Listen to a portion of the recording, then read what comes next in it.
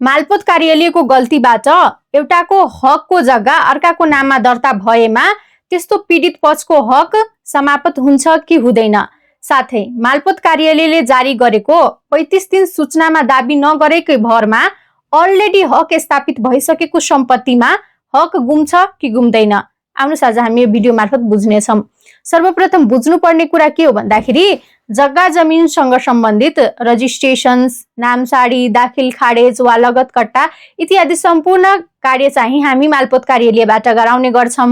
र त्यति मात्र हैन, यदि जग्गा हस्तान्तरण गर्नुपर्ने हो भने या रजिस्ट्रेशन मार्फत होस् या बकसपत्र, हालैको बकसपत्र वा शेषपछिको बकसपत्र मार्फत हामी अन्य व्यक्तिलाई त्यस्तो जग्गा जमिन चाहिँ हामी हस्तान्तरण गरिरहेको छौं भने ती सबै प्रक्रिया चाहिँ ती सबै कामहरू कहाँबाट हुन्छ भन्दाखेरि मालपोत कार्यालयबाट गराउने गर्छौं।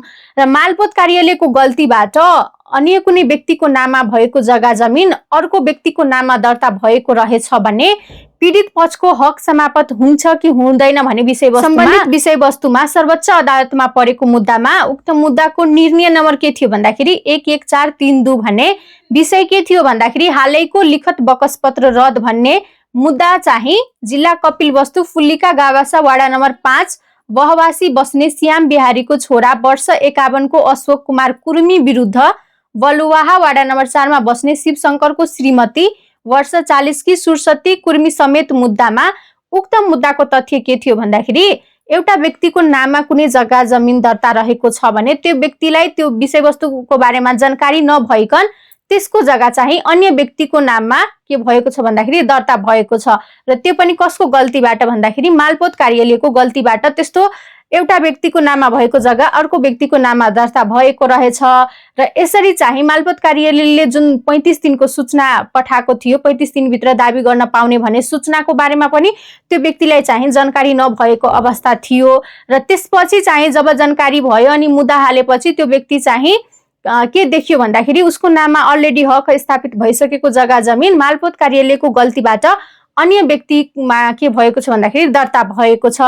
अब त्यो जुन रियल अनरशिप रहेछ, जुन रियल हक वाला रहेछ, त्यो व्यक्तिको हक समाप्त हुन्छ कि हुँदैन त्यो सम्पत्तिमा भन्ने सम्बन्धित विषयवस्तुमा सर्वोच्च अदालतले व्याख्या गर्दै के निर्णय गरेको छ भन्दाखेरि कार्यालयको गल्तीबाट प्रतिवादीले जग्गा तहत हस्तान्तरण गरेको वा वादीले आफ्नो जग्गा सुरक्षित नै हो भने ठानी कहीँ कतै उजुर नगरेको बसेकोमा कार्यालयबाट भए गरेको गल्तीको कारण सम्बन्धित पक्षको हक समाप्त हुन जाने वा हदम्याद सकिएको भन्न पाउने छैन।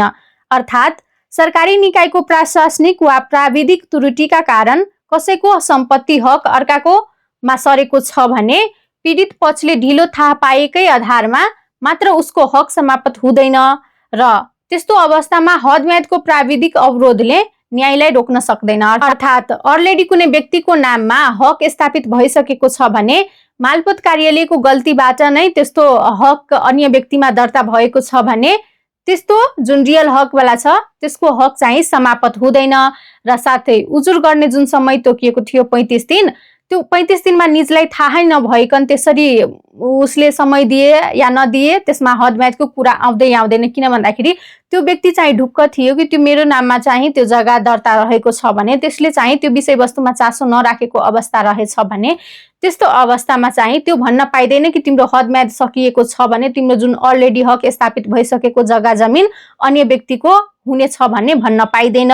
र यसमा चाहिँ के भयो भन्दाखेरि जुन रियल हक वाला थियो त्यसकै चाहिँ हक कायम भयो फेरि, अर्थात् जुन व्यक्तिको त्यो सम्पत्ति थियो त्यसकै नाममा फेरि कायम हुने सर्वोच्च अदालतले डिसिजन गर्दै यो सिद्धान्त प्रतिपादित गरेको छ।